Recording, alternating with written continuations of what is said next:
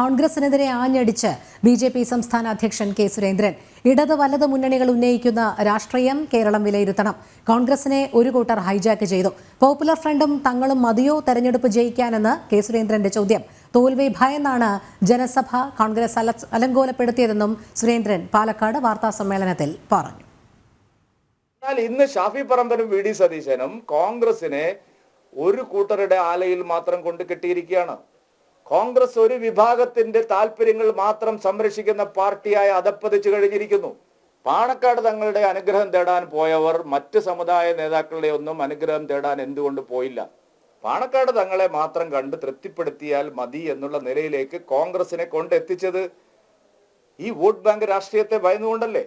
ഈ തെരഞ്ഞെടുപ്പ് മൂർത്തമായ ചില ചോദ്യങ്ങളാണ് ഉയർത്തുന്നത്. UDFും LDFും പരീക്ഷിക്കുന്ന വർഗീയ രാഷ്ട്രീയത്തിന് തിരിച്ചടിയേൽക്കാൻ പോകുന്ന തെരഞ്ഞെടുപ്പാണിത്. ഒരു ജനതയുടെ ആത്മാഭിമാനത്തെ ചോദ്യം ചെയ്യുന്ന രീതിയിലാണ് UDFും LDFും പ്രചാരണം നടത്തുന്നത്. ശക്തമായ തിരിച്ചടി LDFിനും UDFിനും ഈ ഉപതെരഞ്ഞെടുപ്പ് നൽകും. അത് തോക്കാൻ നേരത്ത് കോൺഗ്രസ് എപ്പോഴും ചെയ്യുന്ന കാര്യം ഇതല്ലേ.